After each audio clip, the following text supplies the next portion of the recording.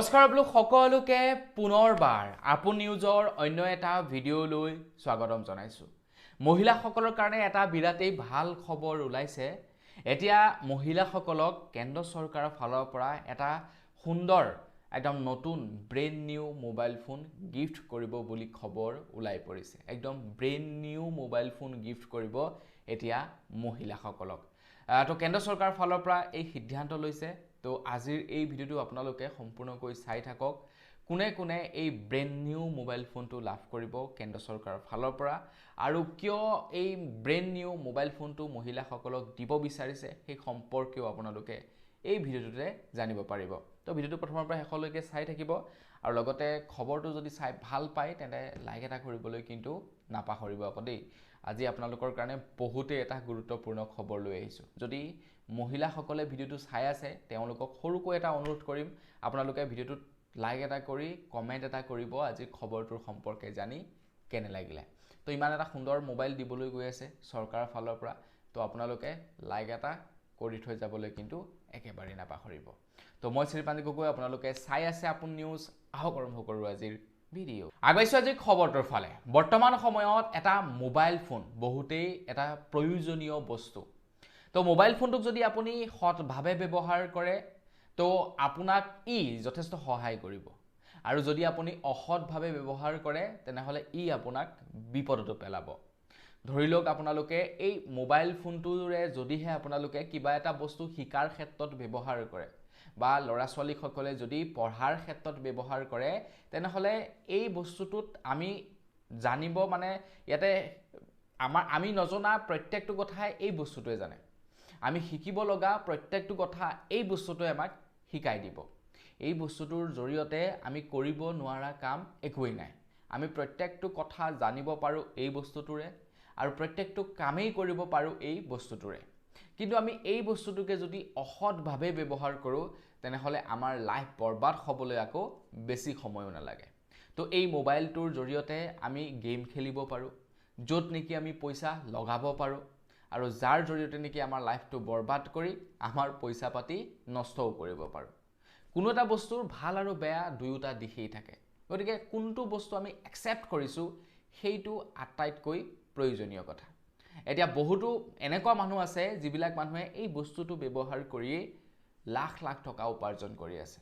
আকৌ এনেকুৱা মানুহো আছে যিবিলাক মানুহে এই বস্তুটো ব্যৱহাৰ কৰিয়েই লাখ লাখ টকা হেৰুৱাই আছে। হয়নে নহয় বাৰু আপুনি কমেণ্ট ছেকশ্যনত জনাওকচোন।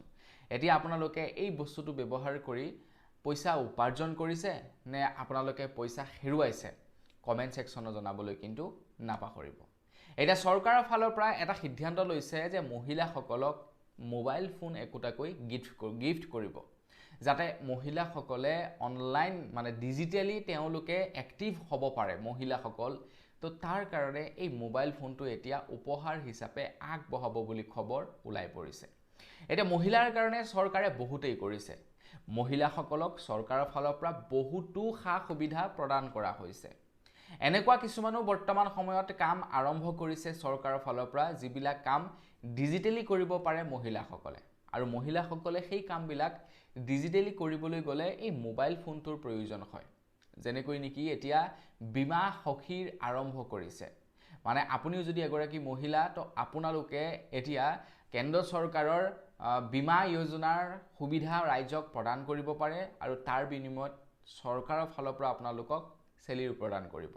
তো এই বস্তুবিলাকৰ কাৰণেও মহিলাসকলক একোটা মোবাইল ফোনৰ প্ৰয়োজন হয়, আৰু তাতে আজিকালি গোটৰ মহিলাবিলাকে আমুক ফটো তামুক ফটো ঢেৰ কিবা কিবি দি থাকিব লাগে, তাৰ কাৰণেতো মোবাইল বহুতেই প্ৰয়োজন হয়। এতিয়া কেন্দ্ৰ চৰকাৰৰ ফালৰ পৰা সিদ্ধান্ত লৈছে যে একোটাকৈ মোবাইল ফোন গিফ্ট হিচাপে প্ৰদান কৰিব মহিলাসকলক। এতিয়া কোনবিলাক মহিলাক প্ৰদান কৰিব, এইখিনিতে আটাইতকৈ ডাঙৰ কথাটো হৈ গ'ল সকলো মহিলাকে এই মোবাইল ফোনটো প্ৰদান নকৰে। যিসকল মানুহ নেকি বা যিসকল মহিলা নেকি দৰিদ্ৰ সীমাৰেখাৰ তলৰ, তেওঁলোককহে প্ৰদান কৰিব বুলি জনাইছে। আৰু কেৱল মহিলা দেই, কেৱল মহিলা, বিয়া নোহোৱা সকলকো নিদিয়ে। বিয়া হোৱা যিসকল মহিলা আছে, বিয়া হোৱা মহিলাসকলকহে মোবাইল ফোন গিফ্ট কৰিব, আৰু লগতে মহিলাসকল দৰিদ্ৰ সীমাৰেখাৰ তলৰ হ'ব লাগিব, তেতিয়াহে মহিলাসকলক মোবাইল ফোনটো গিফ্ট কৰিব বুলি জনাইছে। এতিয়া আপুনি এগৰাকী মহিলা হয়নে নহয় কমেণ্ট ছেকশ্যনত জনাব। যদি এগৰাকী মহিলা তেনেহ'লে আপুনিও এই মোবাইল ফোনটো এজ এ গিফ্ট হিচাপে লাভ কৰিব। এটা মোবাইল ফোনৰ কিমান প্ৰয়োজনীয়তা আছে সেই সম্পৰ্কে মই নুবুজালেও হ'ব। এটা মোবাইল ফোনে কিমান মানুহক ধ্বংস কৰিব পাৰে সেই সম্পৰ্কেও আপোনালোকক জনাইছোঁ। এটা মোবাইল ফোনে মানুহৰ জীৱন ধ্বংস কৰি দিব পাৰে। এটা মোবাইল ফোনে মানুহক মানে শূন্যৰ পৰা কোটিপতিও বনাই দিব পাৰে। বৰ্তমান ছ'চিয়েল মিডিয়াত এনেকুৱা বহুতো মানুহ আছে যিবিলাকে আৰম্ভ কৰিছিলে এটা ভগা চিগা মোবাইলৰ পৰাই, আৰু বৰ্তমান সময়ত তেওঁলোকে হাতত আইফোন, দামী গাড়ী, দামী ঘৰ ঘূৰি ফুৰিছে। গতিকে সেই সকলোবিলাক সম্ভৱ হৈছে এটা মোবাইল ফোনৰ পৰাই। গতিকে মোবাইল ফোনটোক যদি আপুনি সৎভাৱে ব্যৱহাৰ কৰে তেনেহ'লে তাৰ বহুত উপকাৰিতা আছে, আৰু অসৎভাৱে যদি ব্যৱহাৰ কৰে তাৰ পৰা আপোনালোকে ধ্বংস হ'বৰ কাৰণেও কিন্তু সময় বেছিকণ দৰকাৰ নহ'ব। গতিকে আপোনাৰ ওপৰত ডিপেণ্ড কৰে আপুনি কিভাৱে লৈছে বা কিভাৱে ব্যৱহাৰ কৰিছে। তো আপুনিও আপোনাৰ মোবাইল ফোনটো কি কামত ব্যৱহাৰ কৰে কমেণ্ট ছেকশ্যনত জনাওক। এনেই অকল কেৱল ইউটিউব চাবৰ কাৰণে, ইনষ্টা খুচৰিবৰ কাৰণে, কেৱল ফেচবুক খুচৰিবৰ কাৰণে ব্যৱহাৰ কৰে নে অনলাইন কামতো ব্যৱহাৰ কৰে, সেই সম্পৰ্কে আজিৰ এই ভিডিঅ'টোৰ কমেণ্ট ছেকশ্যনত জনাবলৈ কিন্তু নাপাহৰিব। তো আজিৰ ভিডিঅ'ত ইমানেই। পুনৰ এটা ভিডিঅ'ত আপোনালোক সকলোকে লগ পোৱাৰ আশাৰে বিদায় মাগিছোঁ। ধন্যবাদ। জয় অসম।